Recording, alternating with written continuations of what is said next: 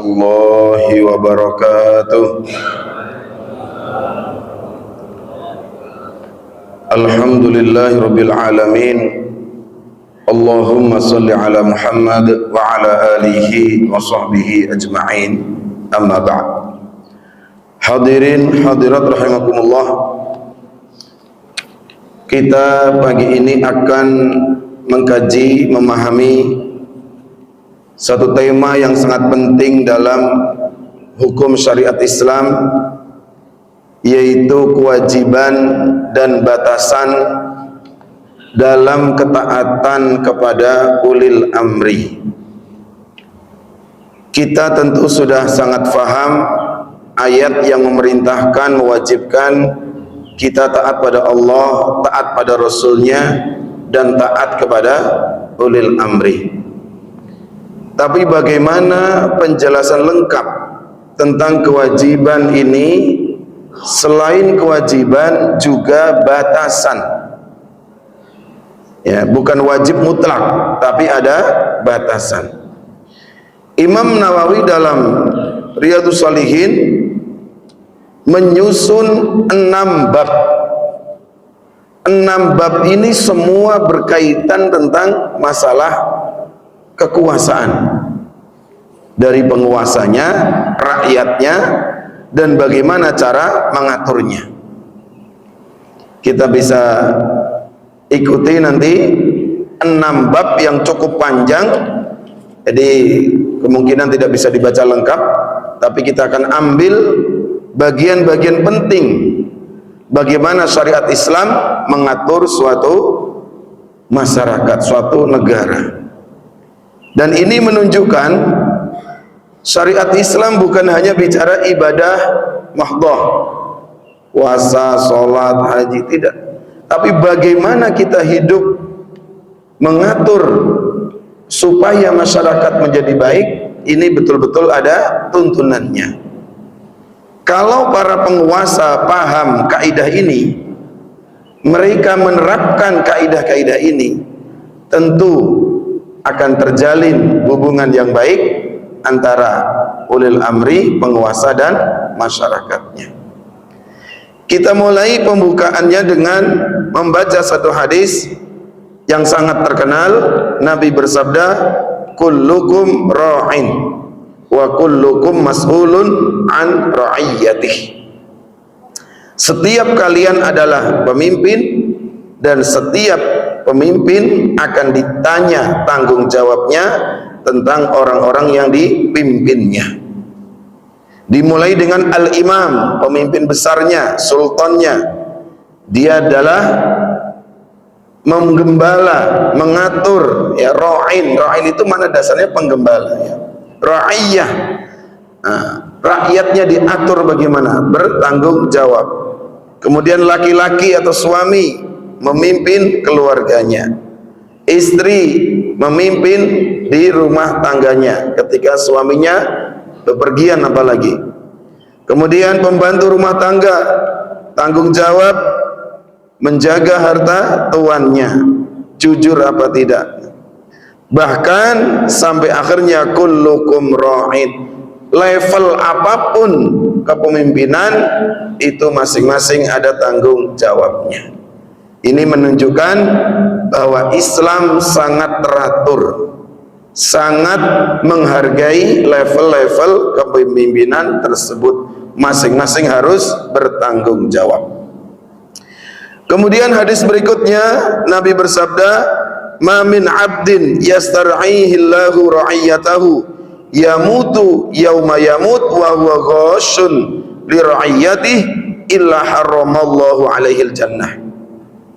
Tidaklah seseorang diberi oleh Allah kekuasaan untuk memimpin rakyatnya, ketika dia mati, tapi mati dalam keadaan menipu rakyatnya.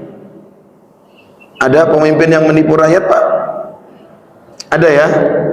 Yakin ada ya? Kayaknya yakin banget begitu. Wa huwa ghashun li ra'iyatihi. Ya. Ini sudah diancam oleh Nabi, pemimpin sampai mati ternyata tidak husnul khotimah, tetap nipu rakyatnya. Allah haramkan dia masuk surga. Bahkan dalam riwayat Muslim yang lain sampai ada kalimat, ketika yang dipimpin rakyatnya adalah rakyat yang baik-baik, sementara pemimpinnya tadi penipu, lam yadkhulul jannah ma'ahum. Pemimpin tadi tidak bisa masuk surga bersama rakyatnya. Jadi nanti sangat mungkin rakyat yang baik-baik bisa masuk surga, pemimpinnya malah masuk neraka. Ini peringatan keras. Orang kalau jadi penguasa, pemimpin merasa sangat terhormat dengan segala protokoler, segala salam hormat, segala macam aturan, kayaknya paling tinggi levelnya. Tapi lihat di akhirat nanti, nggak ada apa-apanya kehormatan itu. Ya, kalau ternyata dia licik menipu rakyatnya, hukum Allah akan berlaku pada dia. Allah haramkan padanya masuk surga. Iya, makanya kalau kita mengkaji perilaku para ulama salaf, mereka paling takut ketika diminta menjabat memimpin sesuatu, paling takut kalau bisa menolak begitu ya. Kalau zaman sekarang bagaimana? Minta, maksa ya, mana jatah komisaris gitu. Ya begitulah ya. Kalau orang yang faham menjabat sesuatu itu takut betul, karena tentang amanahnya, kejujurannya akan dipertanggungjawabkan. Nah, ada satu hadis yang sangat penting untuk kita, boleh kita amalkan juga doa ini. Tapi yang lebih penting adalah ini doa langsung diucapkan Nabi. Dan kita tahu doa Nabi makbul. Ya, doa Nabi ini dibaca oleh Rasulullah di rumah Aisyah. Aisyah mendengar langsung doa ini. Ya, sami'tu Rasulullah sallallahu alaihi wasallam yaqulu fi baiti hadza. Aku mendengar Rasulullah di rumahku membaca doa ini. Saya bacakan doanya. Allahumma man waliya min amri ummati syai'an fashaqqa alaihim fashquq alaihi, wa man waliya min amri ummati syai'an farafaqa bihim farfuq bih. Ya Allah, siapapun yang menguasai atau diberi wewenang mengurusi urusan umatku, kemudian setelah dia punya wewenang berkuasa, fasyaqqa alaihim, dia malah mempersulit rakyatnya. Masya Allah, setelah jadi penguasa dipercaya dengan segala fasilitas, malah fasyaqqa alaihim, dia malah mempersulit rakyatnya, memperberat rakyatnya. Fasyaqqa alaihim fashtuq bih, fashtuq alaih, maka ya Allah berikan kesulitan kepada pemimpin yang seperti ini. Kaidahnya apa? Al jaza min jinsil amal, balasan itu sesuai perbuatannya. Itu memang betul kaidah ya. Kalau pemimpin mempersulit rakyatnya, Nabi mendoakan, ya persulitlah dia. Dia diberi wewenang untuk membuat kemudahan banyak orang, malah mempersulit. Bapak akhir-akhir ini beli bensin gampang apa sulit? Yang langganan di SPBU swasta tuh katanya pada sulit ya. Nah, wallahu alam kenapa ada sulit ini sulit, kita nggak tahu lah ya. Tapi doa Nabi ini makbul. Siapapun punya wewenang ngatur ini ngatur itu, malah bikin sulit rakyat, sudah tunggu saja. Orang yang bikin keputusan mempersulit banyak orang, dia sebentar lagi akan dipersulit, akan sempit hidupnya juga ya. Fashtuq alaihi, wa man waliya min amri ummati syai'an farafaqa bihim farfuq bih. Dan ya Allah, barang siapa yang menguasai atau mempunyai wewenang mengatur urusan umatku lalu berlemah lembut kepada mereka, ya, sebaik mungkin diatur, tidak menyulitkan banyak orang, ya. Maka apa? Farfuq bih, ya Allah, berikan kelembutan juga kepada pemimpin yang seperti itu. Doa ini makbul. Terbukti apa? Setiap pemimpin yang tiran, pemimpin yang zalim, jatuh apa tidak? Jatuh. Semua pemimpin yang zalim pasti jatuh, dan jatuhnya nggak bagus, ya. Jatuhnya ada yang sampai diseret-seret rakyatnya. Nah, ini hati-hati, doa Rasulullah itu doa yang makbul. Siapapun yang jadi pemimpin, hati-hati dengan doa ini. Nah, kalau kita pelajari dalil dari hadis yang lain, Nabi melarang mendoakan celaka untuk pemimpin. Pemimpin itu doain yang baik-baik. Lalu kenapa tiba-tiba ada hadis sahih, ya Allah, siapapun yang jadi pemimpin punya wewenang berlaku mempersulit rakyatnya, persulitlah dia. Siapa yang memimpin rakyatnya lalu memberi kelembutan, kemudahan, maka sayangilah pemimpin itu. Terasa bertentangan apa tidak? Nabi melarang kita sebagai rakyat mendoakan jelek ke pemimpin. Emang itu larangan, betul, tidak boleh, ya. Tidak diperkenankan. Maunya pemimpinnya zalim apa segala macam, perintah Nabi apa? Bersabarlah. Ya, ini hukum syariat Islam. Kalau ada pemimpin zalim ini itu, kita berontak, kita lawan, jangan, kata Nabi. Selama pemimpin itu masih kelihatan menegakkan sholat, tidak menunjukkan kekufuran terang-terangan, jangan, biarkan. Kezaliman itu akan jatuh berguguran, akan berganti nanti. Kalau dilawan secara pemberontakan, dilarang. Mendoakan jelek pun dilarang. Nah, kenapa Nabi sendiri malah ada dua doa? Pemimpin yang baik didoakan baik, ya, kebaikan. Pemimpin yang jahat didoakan jahat. Di mana titik perbedaannya? Nabi melarang mendoakan pemimpin apa? Doa jelek nggak boleh, tapi kok ada doa seperti ini? Nah, jawabannya adalah doa Nabi tidak berlaku ta'yin. Ta'yin itu artinya apa? Menunjuk seseorang secara spesifik. Sama dalam masalah ahlul jannah, ahlun nar. Itu dalam kaidah syariat Islam, kita tidak boleh menunjuk orang, oh kamu ahlul jannah, kamu surga banget deh kamu deh, katanya. Nah, kita belum tahu akhir hayatnya kayak apa, takdir Allah kayak kita nggak tahu. Walaupun kita boleh berprasangka baik, ya boleh, tapi tidak boleh memastikan, oh dia mah udah top ahlul jannah. Atau sebaliknya, ada orang jahat banget, ah kamu potongannya udah neraka jelas. Ya, ada nggak orang bercanda dengan kalimat gitu, Pak? Itu nggak boleh. Meskipun bercanda, ada temen diajak ke masjid susah aja, ah lu mah potongan neraka lu.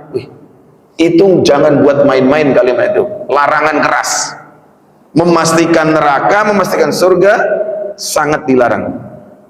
Ya, sudah terkenal sahabat Nabi jumlahnya 100.000 lebih. Berapa orang yang oleh Nabi disebut ahlul jannah? Disebut nama. Berapa? 10, ya kan? Kenapa yang 100.000 lebih enggak? Karena itu ta'yin, namanya apa? Ta'yin, menyebut secara spesifik. Nah, kita punya ulil amri, iya kita punya penguasa. Boleh enggak? Ya Allah, hancurkan presidenku yang zalim. Enggak boleh. Bukan seperti itu, ya. Tetapi Nabi berdoa dengan sifat, bukan dengan ta'yin personal seseorang. Dan dengan doa Nabi itu mendorong para penguasa berlaku baik kepada rakyatnya. Jangan berlaku zolim. Kalau pemimpin berlaku zolim, engkau akan kena doa Nabi. rasakan nasibmu terkena doa Nabi, yaitu doa yang jelek. Ya, ini nanti kalau kita diskusi mungkin akan timbul pertanyaan, emang doain jelek boleh Pak? Ya tadi, dengan syarat dan ketentuan, bukan doain jelek mutlak, enggak. Ya, ada syarat dan ketentuan sehingga orang takut berbuat jelek ini, takut kena doanya Nabi. Ya, jadi jawabannya apa? Nabi tidak mendoakan secara ta'yin personal, enggak, tapi dengan sifat. Sama dengan Al-Quran, Allah menyediakan azab jahanam untuk orang kafir gini, sifatnya gini, menentang kebenaran. Enggak disebut personalnya, tapi sifatnya gini. Tapi kalau disebut ta'yin spesifik, oh Fir'aun gitu ya, disebut. Kenapa? Jelas sebagai contoh, ini loh orang-orang yang betul-betul kejahatannya melampaui batas, disebut. Ya, kita lanjutkan. Ya, hadis berikutnya tentang Banu Israel. Banu Israel, kanat Banu Israel tasusuhumul anbiya kullama halaka nabiyyun khalafahu nabiyyun wa innahu lanabiyya ba'di. Adalah kaum Bani Israel selalu dipimpin oleh para nabi. Setiap seorang nabi wafat, Allah utus nabi berikutnya. Makanya kaum Bani Israel suatu kaum yang nabinya terbanyak. Ya, wa innahu lanabiyya ba'di, tapi aku Rasulullah la nabiyya ba'di, enggak ada nabi setelahku. Ya, umat terakhir ini tidak ada nabi lagi setelah Rasulullah. Beliau terakhir. Kalau Bani Israel tasusuhumul anbiya, di sini menggunakan kata tasusu dari kata siyasah. Artinya apa? Setiap nabi yang memimpin Bani Israel itu bukan hanya mengurusi masalah agama. Orang bilang, oh ini pemimpin spiritual gini-gini. Enggak. Namanya nabi mengelola kehidupan, ya hartanya bagaimana, kalau ada yang zalim, pembunuhan, perampasan harta, diurusi umat segala urusannya. Makanya seorang nabi diutus membawa urusan-urusan agama, din. Isinya din apa? Isinya din bukan aja hablum minallah, tapi hablum minannas, yang disebut siyasah syar'iyah. Siyasah itu bahasa Arab artinya politik bahasa kita. Ya, politik secara syar'i itu bagian dari agama. Sementara kita kalau hari ini berbicara politik, wah seakan-akan itu dunia lain. Ya, agama itu hanya di masjid, politik urusannya daldil apa, ya kongkang kelingkong apa, nggak ada urusan agama. Ini kekeliruan besar. Mengatur politik suatu negara tanpa ada ruh agama atau syariat, ini kekeliruan besar. Maka terjadilah banyak dil-dil politik, keputusan-keputusan yang menyangkut rakyat banyak, hukum Allah gak digunakan. Ya terjadilah kezaliman dengan segala macam bentuknya. Ya, kita punya pedoman terbaik, Al-Quran yang paling mulia, ya, pedoman tertinggi, hadis-hadis Nabi yang begitu lengkap. Kalau pedoman sebaik ini diremehkan, orang merasa pikir, oh saya bisa bikin undang-undang sendiri, saya atur ini kesombongan luar biasa. Dalam siyasah syariah hukumnya sudah ada. Ini bedanya alam demokrasi dengan hukum Allah. Kalau hukum demokrasi itu memproduksi hukum terus nggak habis-habis, apa saja yang mereka mau. Tapi hukum syariah Allah, syariat Islam, nih hukumnya disediakan. Pelajari hukumnya nih. Pemimpin harus seperti apa, rakyat seperti apa. Dan kalau pemimpin itu paham hukum Allah, betapa pemimpin sangat dilindungi dengan syariat Islam. Ya, mencela pemimpin nggak boleh, tadi doain jelek nggak boleh, berontak nggak boleh. Syariat Islam itu tinggi sekali. Memang pemimpin diberi tempat terhormat, iya. Apa buktinya pemimpin diberi tempat terhormat? Ini ada hadis berikutnya. Ketika Allah menceritakan 7 golongan dari umat Muhammad yang akan dipastikan dapat perlindungan pada hari kiamat, tidak ada perlindungan kecuali mutlak dari Allah. Siapa nomor 1? Imamun adilun, pemimpin yang adil. Betapa terhormatnya kedudukan pemimpin yang adil, diletakkan nomor 1. Ya, dijelaskan perlindungan dari Allah hari kiamat ini, pertama yang paling berhak mendapatkan adalah imamun adil.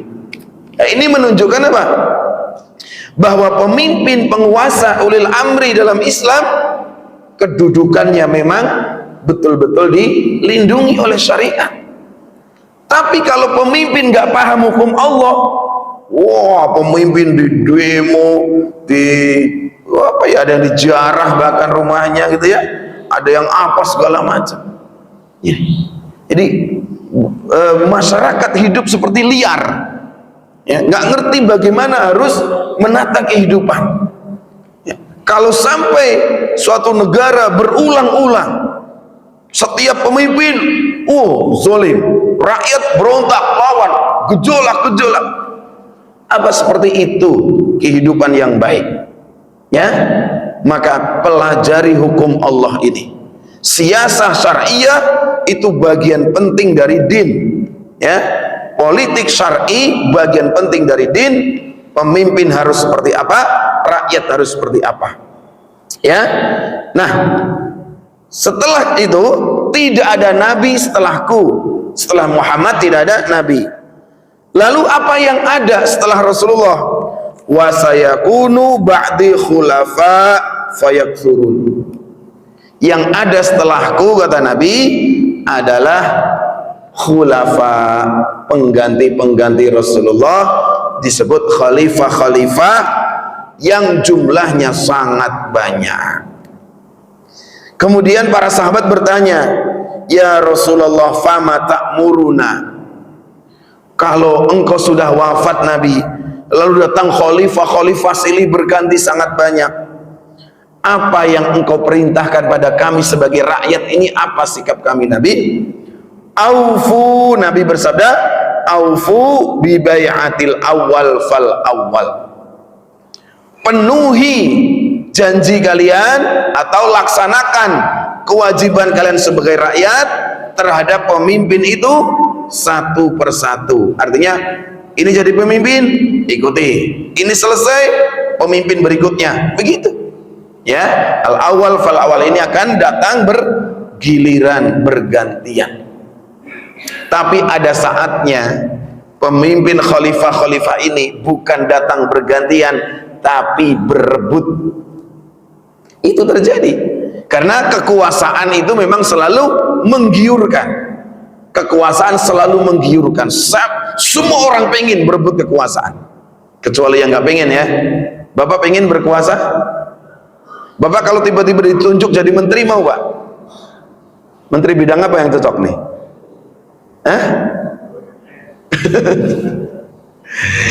Ya, wallahu alam. Ini periode kita bangsa gini punya menteri urusan haji tahun ini. Wah, belum tentu nanti ada lagi. Kita nggak kan, orang presiden bisa membentuk apa yang dia mau. Mudah-mudahan lebih baik nanti urusan haji, ya. Ada menterinya. Ya. Sebenarnya ini lebih kecil. Menteri yang lebih penting adalah apa? Menteri urusan syariat Islam ini. Tapi bukan kementerian, harusnya mahkamah syariah. Kalau ada mahkamah konstitusi, kenapa negara kita nggak membuat mahkamah syariah? Hukum Islam selengkap ini, lihat literatur Islam, ribuan kitab, begitu indahnya. Kenapa nggak naik level sampai ada mahkamah syariah? Ya, yang ada mahkamah konstitusi. Konstitusi apa itu yang dijadikan pedoman? Ya, Kalau masyarakatnya cerdas, pendidikan cukup, tidak bisa menuntut. Ya, itu dulu Piagam Jakarta itu yang gagal itu ya. Bisa diperjuangkan lagi, bisa.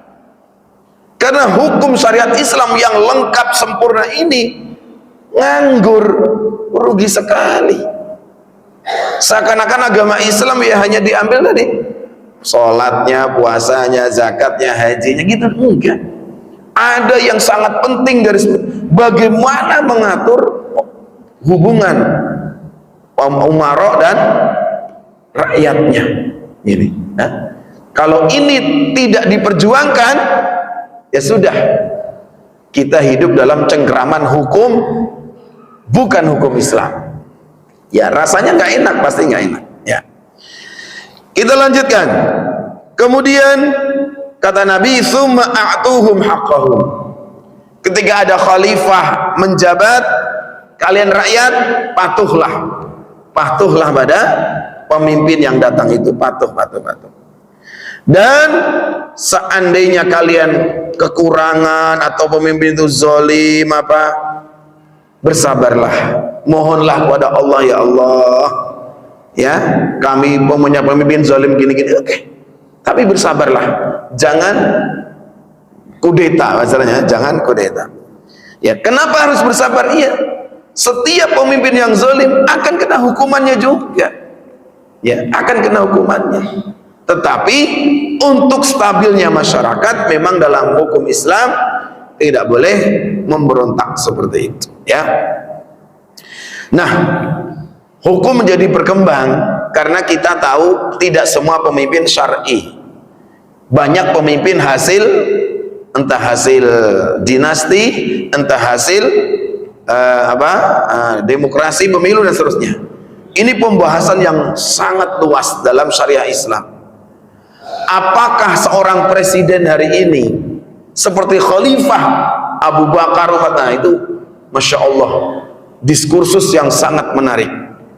Umat Islam harus dikasih tahu nih, sebenarnya ulil amri kita hari ini itu betul-betul seperti ayat ati'ullah wa ati'ur rasul wa ulil amri.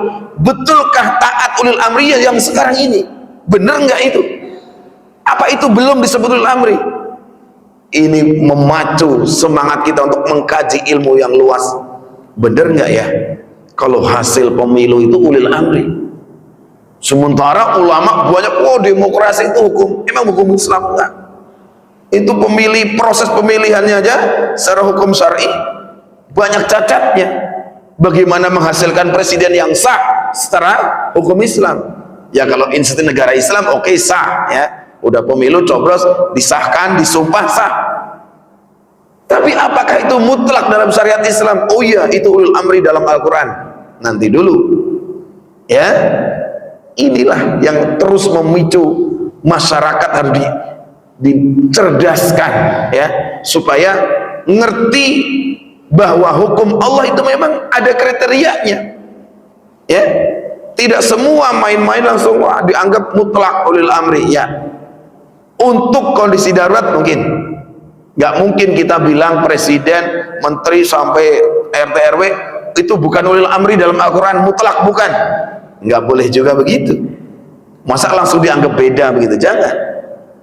Tapi apakah itu mutlak ulul amri yang wajib ditaati? Lihat juga seperti apa kualitas mereka dalam mentaati hukum Allah ya. Karena ulil amri yang wajib ditaati, mereka berpedoman kepada dua sebelumnya, yaitu ati Allah wa ati Rasul. Lah ulil amrinya nggak paham hukum Allah, nggak ngerti syariat Islam, ngatur masyarakat suka-suka ya. Betapa banyak ulil amri yang ngatur masyarakat suka-suka, bikin kebijakan, gue dapat berapa ntar ini, gue dapat untung apa nih ya.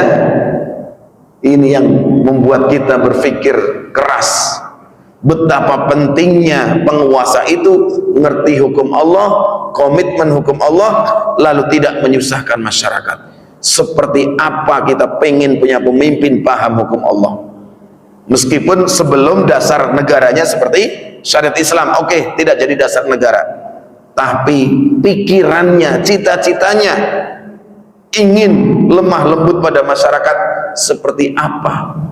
Ya kalau pemimpinnya nggak punya memori syariah yang benar, dia mau bertindak apa? Penasehatnya orang sekuler apalah. Memang ini nanti ada hadis. Ciri-ciri pemimpin puncak yang baik, wazir. Wazir itu para menteri, para penasihat. Itu orang-orang baik. Jangan bilang, oh presiden sih orang baik, tapi sekelilingnya nih jahat. Keliru. Yang benar kalau pucuk pimpinannya baik, tanda-tandanya Allah jadikan yang mengelilingi dia orang-orang baik. Tandanya di situ. Jadi jangan bilang presiden sebenarnya baik, cuma orang sekeliling yang jahat. Lihat gimana kali terbalik ini. Ya. Kalau pucuk pimpinan Allah pilih pucuk pimpinan yang baik, Allah mudahkan dia memilih wazir-wazir yang memihak pada rakyat, bukan asal bapak senang. Hati-hati. Ya. Kalau terbalik bahaya banget. Ya. Banyak orang menganggap oh yang tertinggi baik tapi kisahnya jelek. Enggak. Ya, ini makanya kita tahu pedoman seperti ini agar apa? Oh, pandangan kita harus berubah. Kita tidak bisa memahami masalah rumit-rumit hanya berdasarkan asumsi, nggak bisa. Nah, kemudian hadis berikutnya, Nabi bersabda, Inna syarrar ri'a al-hutamah. Seburuk-buruk pemimpin adalah pemimpin yang kejam. Fa iyyaka an takuna minhum, maka takutlah kalian menjadi seorang pemimpin yang kejam atau bengis. Betapa banyak kalau sudah pemimpin itu nyawa orang udah nggak penting. Wah, pemimpin politik, pemimpin suatu negara, lawan politik bahaya nih, lenyapkan nyawanya. Berapa banyak pembunuhan-pembunuhan yang misterius. Kenapa?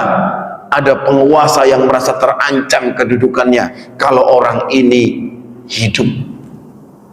Ini Masya Allah ya. Jadi mengerikan sekali pemimpin-pemimpin yang bengis.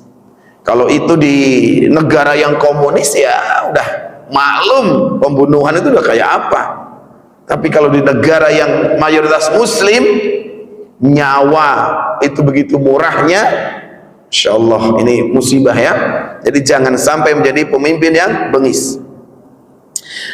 Kemudian hadis berikutnya Nabi bersabda, barang siapa yang Allah berikan wewenang kekuasaan menguasai urusan kaum muslimin, lalu membuat hijab, membuat batasan-batasan, membuat hijab, aturan-aturan yang mempersulit orang miskin untuk punya kebutuhan ke dia. Dia pemimpin tertinggi, tapi rakyat untuk menghadap presidennya, prosedurnya, wah, protokolernya, rumitnya bukan main. Ya, itu maka Allah katakan, ihtajaballah duna hajatihi wa khallati wa faqrihi yaumal qiyamah. Pemimpin yang seperti itu nanti hari kiamat akan dipersulit oleh Allah urusannya. Kenapa dia mempersulit orang mau lapor ke dia? Ya, oh gini Pak, itu kan birokrasi. Birokrasi siapa yang menyepakati? Anda pernah lihat kisahnya Umar bin Khattab? Umar bin Khattab pemimpin besar, khalifah yang sangat luas kekuasaannya. Ya, sampai negara-negara kafir ingin mengirim utusan. Seperti apa keagungan Umar bin Khattab dalam memimpin rakyatnya. Suatu ketika ada pemimpin kafir yang tidak bermusuhan dengan ingin berkunjung itu, mencari Umar. Di mana istananya Umar? Sampai di Madinah nanya ke sana kemari, mana istananya Umar? Karena wilayahnya sangat luas sekali. Pastinya istananya megah besar, pemimpin yang dikagumi, pengawalnya banyak. Lalu utusan raja yang kafir itu diberitahu oleh seseorang muslim, kalian ingin ketemu Umar? Lihat, beliau sedang tertidur tuh di bawah pohon kurma. sendiri tanpa pengawal kanan kiri, duduk leyeh-leyeh, nyandar, tidur nyenyak. Apa kata orang kafir itu? Wah, kagum, geleng-geleng, sekagum-kagumnya. Wahai Umar, engkau telah berbuat adil, maka jiwamu nyaman. Karena jiwamu nyaman, maka engkau tidur nyenyak. 3 kunci nih: berbuat adil, nggak ada kezaliman, jiwanya nyaman, tidurnya nyenyak. Bapak pernah mengalami sulit tidur? Nah, jangan-jangan tuh. Hati-hati Pak. Ya, kadang-kadang banyak orang mengeluh sulit tidur, kata, ya Allah, ada apa? Ya, ada apa sulit tidur itu, ada apa? Ya. Orang kalau jiwanya tenang, sini itu siklus yang orang aja berdesak-desakan di angkutan umum, di kereta, nyenyak gitu, padahal desuk-desukan, dorong-dorongan, bisa tidur. Ya. Udah di kasur empuk, ruangan dingin, nggak tidur-tidur juga. Mulailah banyak istighfar, ya. Ada apa diriku ya Allah ini? Kenapa tidur aja sulit? Itu rumusnya tadi. Adil, jangan zalim. Jiwa pasti akan tentram. Jangan zalim, jiwa tentram. Kalau jiwa tentram, tidur itu urusan gampang, bukan urusan sulit. Perlu pakai obat-obat segala, ya. Nah, ini menunjukkan apa? Betapa istimewanya kekuasaan di tangan hamba Allah seperti Umar bin Khattab. Begitu saja. Gua harus dengan atribut yang aneh-aneh, ya, fokus memakmurkan rakyatnya. Pernah dengar kekhawatiran Umar bin Khattab apa? Kalau ada keledai terperosok karena jalan berlubang, ya, di pemerintahan Umar, jangan sampai terjadi. Itu nanti Umar akan dihisap kalau ada hewan celaka terperosok karena jalan yang tidak bagus. Itu hewan, Bapak. Kalau di negara kita hewan apa orang yang terperosok jalan rusak? Hah? Orang celaka dengan jalan rusak udah nggak kira-kira banyaknya, ya. Ini seperti apa pemimpin, ya. Jangan bilang, oh dia mirip Umar bin Khattab. Mirip di sebelah mananya dulu, ya. Hati-hati. Umar bin Khattab profil ideal bagi seorang pemimpin. Sampai-sampai ini keluh kesahnya Umar bin Khattab, keluh kesahnya. Beliau selalu melihat Rasulullah dan Abu Bakar. Sering dalam kalimat-kalimat Umar bin Khattab itu membandingkan dirinya dengan Rasulullah dan Abu Bakar. Terutama dalam masalah datangnya kekayaan, kemakmuran pada masa Umar bin Khattab itu luar biasa deras. Kemakmuran luar biasa. Umar bin Khattab sampai nangis. Wahai dunia, engkau tidak mendatangi manusia terbaik Rasulullah.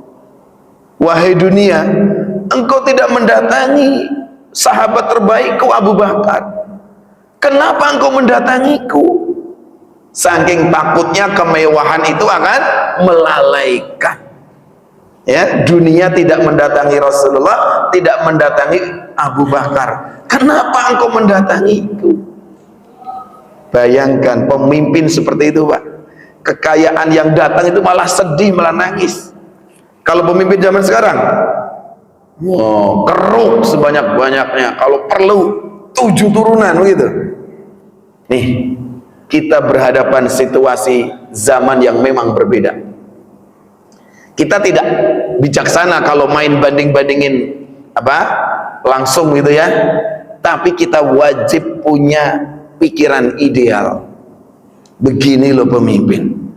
Atribut-atribut yang terlalu, wah, ya kita nggak tahulah kenapa jabatan ini harus ini. Nih, kemarin yang terbaru masalah pengawalan tulalet mulai dipersoalkan gitu kan. Itu kalau nggak ada yang mempersoalkan, ya kan begitu terus. Masyarakat itu kayak minggir nih, pejabat mau lewat, minggir. Arogan banget, apa kayak gitu. Ya, kita bersyukur kalau ada yang mengkritik, ubah tuh kayak gitu. Apa harus zalim begitu pemimpin? Nah, nih, bismillah. Makanya kita harus terus mengetahui banyak wawasan seperti ini biar ngerti pemimpin umat Islam punya sirah sendiri, punya perilaku yang sangat. Nah, kalau pemimpin hari ini hanya senang atribut keagungan, kemegahan, rakyatnya yang mati kelaparan nggak hitungan, ya. Kalau sekarang bukan mati kelaparan, mati keracunan, Mbak, ya. Baik. Nah, kemudian hadis berikutnya tentang kondisi ideal dan tidak ideal. Nabi mencontohkan gini, khiyaru a'immatikum alladzina tuhibbunahum wa yuhibbunakum wa tusalluna alaihim wa yusalluna alaikum. Sebaik-baik penguasa kalian adalah penguasa itu mencintai kalian, kalian mencintai penguasa kalian. Kompak banget. Penguasanya baik banget, ya. Rakyatnya juga seneng banget sama pemimpinnya. Saling mendoakan kebaikan. Pemimpinnya juga begitu lemah lembut, rakyatnya terus mendoakan kebaikan pada pemimpinnya. Wasyiraru a'immatikum, tapi seburuk-buruk penguasa kalian adalah penguasa membenci kalian dan kalian membenci penguasa kalian. Waduh, ini ya terjadi saling benci. Wa tal'anunahum wa yal'anunakum. Penguasa itu melaknat kalian, rakyat jelata paat, gak level katanya gitu, ya. Rakyat direndahin rakyatnya. Rakyatnya nggak mau kalah, melaknat balik, nah, mengutuk pemimpinnya. Itu seburuk-buruk kondisi seperti itu, ya. Yang terjadi yang mana kira-kira ini? Pertama, kedua. Nah, ini ada dua contoh dalam hadis ini. Kondisi ideal antara rakyat dan penguasa, yang satu kondisi yang sangat buruk. Qulna ya Rasulullah afala nunabidhuhum. Wahai Rasulullah, kalau kita kondisi yang kedua, penguasa membenci rakyatnya, rakyat membenci penguasa, terjadi laknat melaknat, ya. Penguasanya jengkel ke rakyatnya, rakyat juga jengkel ke penguasa. Itu bagaimana, Nabi? Apakah boleh kita lenyapkan mereka? Wah, ini pertanyaan dari rakyat kepada Rasulullah. Apakah rakyat boleh melenyapkan penguasa yang seperti itu? Nabi menjawab, la ma aqamu fikum as-shalah. Tidak boleh. Kalian tidak boleh melenyapkan penguasa kalian walaupun kondisinya seburuk itu, selama mereka masih terlihat menegakkan sholat di antara kalian, ya. Ya, la ma aqamu fikum. Dua kali Nabi mengatakan itu. Jangan terjadi pemberontakan dengan alasan seperti itu. Ya, karena apa? Ya memang pemimpin zalim itu hanya silih berganti, ada saatnya berganti nanti. Tapi pergantiannya jangan dengan pemberontakan yang akan sangat banyak memakan korban. Kemudian ini hadis berikutnya mulai kepada rakyat. Rakyat harus apa? Kalau pemimpin tadi sudah jelas pedomannya begini-begini, bersikap adil, lembut dan seterusnya. Sekarang rakyat. Alal mar'il muslim as-sam'u wa ta'ah fi ma ahabba wa kariha illa ayyumara bi maksiatin fa idza umira bi maksiatin fala sam'a wa la ta'ata. Wajib bagi seorang muslim mendengar dan taat pada kondisi yang ia sukai dan kondisi yang tidak ia sukai. Umpamanya pemerintahnya bikin aturan yang mempersulit, males banget, jengkel dengan aturan ini, ya udah taati. Selama apa? Aturan itu bukan memerintahkan pada kemaksiatan durhaka pada Allah, ya. Kalau pemerintahnya melegalkan judi, melegalkan zina, melegalkan khomer, wah itu harus benar-benar dilawan, kayak gitu, ya. Artinya ya disampaikan nasihat kepada penguasa agar jangan sampai dilegalkan seperti itu. Ya, kalau ada maksiat fala sam'a wala ta'ata. Enggak boleh kita mentaati penguasa yang seperti itu. Kemudian berikutnya adalah tentang orang yang meminta jabatan, ya. Ini beberapa hadis berikutnya masih sama, yaitu barang siapa taat pada Allah berarti taat Rasul, taat Allah, taat Rasul berarti taat ulil amri. Urutannya begitu Bang ya. Allah, Rasulnya, ulil amri. Perkara semua yang wajib ditaati dengan batasan tidak dalam kemaksiatan. Nah, kemudian di sini mulai ada hadis yang tadi kami sampaikan, masalah imarah kekuasaan itu memang sangat menggiurkan. Berapa banyak orang yang sangat ingin berkuasa. Tetapi dalam syariat Islam, orang yang berambisi pengen dapat jabatan itu malah ditolak. Ini benar-benar berbeda dengan proses alam demokrasi yang kita hidup ini ya. Orang mencalonkan, mengajukan, gue baik, itu kalau dalam syariat Islam malah ditolak yang seperti itu. Ya, ini saya baca di hadisnya. Ya, ada seseorang mengajukan diri ke Nabi. Ya Rasulullah, amirna ala ma ba'di ma wallakallah. Ya Allah, jadikan aku amirna, jadikan aku pemimpin atas sebagian wilayah yang Anda kuasai Nabi. Jadikan aku gubernur, jadikan aku apa? Mencalonkan diri, ngajukan diri di hadapan Rasulullah. Ya, dan ada datang orang lain juga minta, Nabi aku pengen jadi ini, jadi ini, jadi ini. Nabi bersabda, ini hadisnya Bukhari Muslim. Inna wallahi la nuwalli hadzal amala ahadan sa'alahu au ahadan harasa alaih. Demi Allah, aku tidak akan memberikan wewenang suatu urusan, suatu wilayah jabatan kepada seseorang yang sangat ambisi ingin dapat itu, malah gak dikasih. Kenapa? Karena ambisinya yang besar itu mengandung banyak niat-niat nanti. Tapi kalau Nabi memberi wewenang, orang yang takut megang kekuasaan akan hati. Ditunjuk Nabi, kamu jadi ini gubernur Mesir. Wah, maaf Nabi. Wah, kalau yang gitu Nabi dididik oleh Nabi sampai dia berani dan kuat. Tapi yang malah minta ngajuin diri, tolak. Enggak, aku nggak butuh orang kayak kamu. Nah, ini ternyata cara dalam syariat Islam begitu. Ini sudah terbalik total dengan iklim demokrasi kita, yang ngajuin ini, ngajuin itu, merasa hebat, merasa bisa. Nah, itulah terjadinya banyak penyelewengan kekuasaan karena orang nggak ada yang takut megang kekuasaan, malah ambisi ingin memegangnya.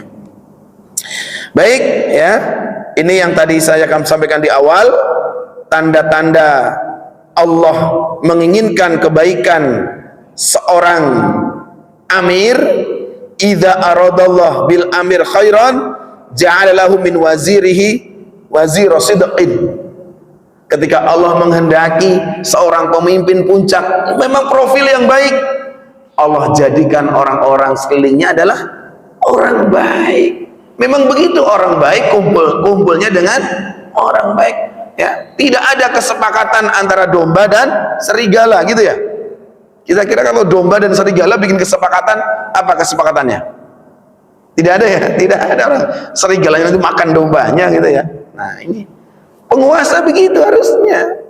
Jangan penguasa ke oligarki hitam, diterkam. Kekuasaannya akan ditelikung gitu. Maka kekuasaan harusnya mencintai rakyatnya gitu. Ini kaidahnya begitu ya. Kalau memang pemimpin baik, lihat sekelilingnya. Alhamdulillah, menteri-menterinya orang baik. Iya, mudah-mudahan yang tertingginya juga orang baik gitu.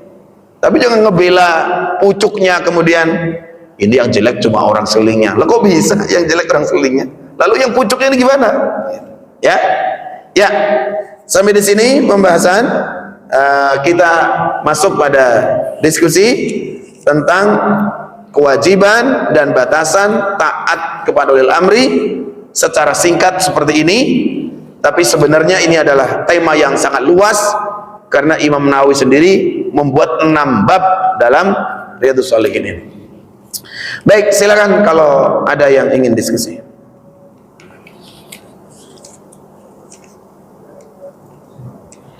Baik, silakan.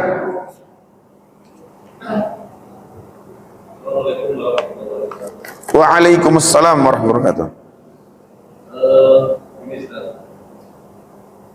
Sebenarnya kita sudah sepakat bahwa negara kita ini adalah negara kesatuan Republik Indonesia, bukan harga jadi ya, bukan harga mati. Bukan harga mati, harga jadi. Dealnya berapa ya?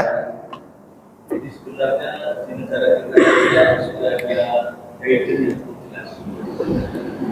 Hanya manusia saja tidak mengikuti atau taat pada aturan. Sebagaimana disebutkan imamnya dianggap dan asyik. Ya. Lalu menuju pulang.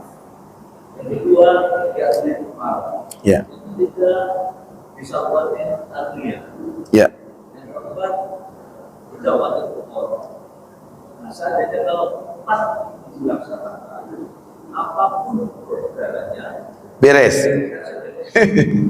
hanya karena keserakahan manusia itulah yang membuat tanda kutip negara ini ambruk. Lebih khusus tadi ucapan dulu tentang keadilan. Banyak sekali ayat-ayat Allah yang mengatakan tentang keadilan. Jadi karena sistem atau passwordnya di negara ini melalui demokrasi yang kita mau sekarang ini, apalagi seperti kemarin saya mencalonkan negara kita itu passwordnya lewat di situ. Mau nggak mau polanya gitu. Kita menjadikan diri sendiri sebagai bukti. Terima kasih. Assalamualaikum warahmatullahi wabarakatuh. Waalaikumsalam warahmatullahi wabarakatuh. Ya, ini sebuah pandangan yang akan memicu diskusi yang lebih panjang dan lebih mencerdaskan. Kenapa? Kita umat Islam punya pedoman internal kita. Ini loh syariat Allah begini, aturannya begini, petunjuk nabinya begini. Selain kita punya aturan internal syariat Islam, kita hidup pada kenyataan yang berbeda. Kita hidup seperti di alam lain, bukan di idealnya syariat Islam. Apakah dengan begini syariat Islam menjadi tidak berharga atau mau nggak mau kita ikutin aturan? Anda pernah Anda pernah dengar omongan gini? Katakanlah penguasa ini memang banyak borok-boroknya. Kemudian ada orang, saya ingin memperbaiki pemerintahan dari dalam, saya akan masuk ke dalamnya. Setelah masuk apa yang terjadi? Dia ikut menjadi Masya Allah, ya begitu memang ya. Semua itu memang penuh diskusi luar biasa. Nah, tetapi tadi sempat saya singgung, presiden hari ini, presiden, menteri dan seterusnya yang disebut ulil amri itu tetap nggak mutlak seperti yang dikehendaki Allah dalam Al-Quran. Nggak mutlak, karena prosesnya aja begitu. Cuma tetap ada kaidah mendukung yang lain. Kalau ulil amri yang ada ini nggak dihargai, nggak ditaati, dan keadaan lebih buruk, itu lebih kacau dan itu tidak boleh juga. Karena banyak kaidah-kaidah fikhiyah para ulama, dan itu bukan kaidah fikih murni, ada ayatnya juga. Tidak boleh kemudian ketika kita nggak punya pemimpin yang ideal sesuai syariah Allah, udahlah kita habisi aja. Nggak boleh tadi ternyata, ya, karena selalu ada kondisi yang tidak ideal. Maka kita boleh diskusi dengan ulama yang haram demokrasi, bilang begitu, pemilihan haram. Lalu setelah terjadi pemilihan dan dapat presiden, orang yang mengatakan haram demokrasi, nerima nggak hasil dari keharaman ini? Nerima nggak? Nerima. Ulama yang mengatakan demokrasi haram, pemilu haram, berarti produknya juga, ya, natijahnya, telurnya, ya, ayam dan telur, ya kan?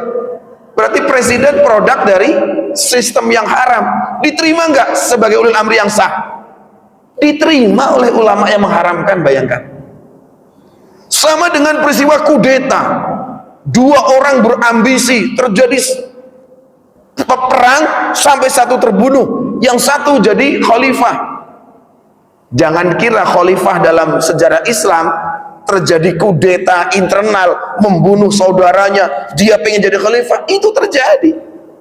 Tapi walaupun dengan cara sangat buruk, mengkudeta, membunuh, setelah dia jadi, ditaati apa tidak?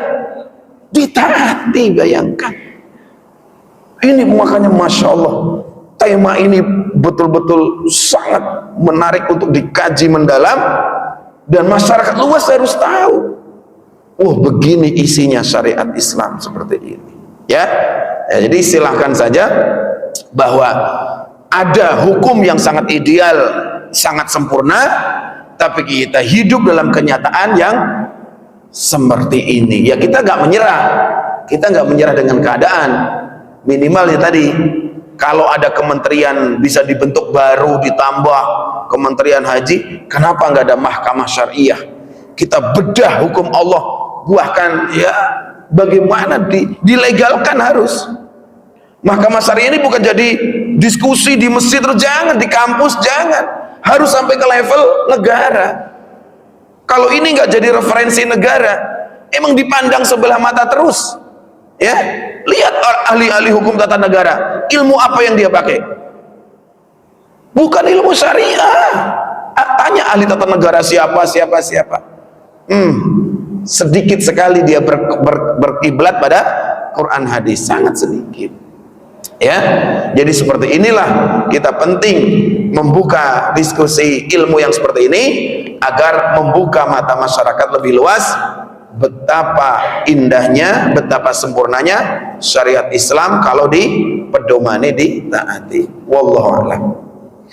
Baik, alhamdulillah, mudah-mudahan kita terus bersemangat mencari ilmu yang sangat berharga dalam syariat Allah ini, dan kita mungkin tidak melihat bagaimana syariat Allah diterapkan, tapi kita mewariskan ke anak kita. Ini loh nak, ilmu yang sangat mulia ini jangan sampai hilang dari cita-cita kaum muslimin. Baik, kita akhiri.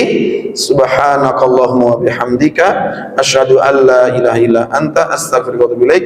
Assalamualaikum warahmatullahi wabarakatuh.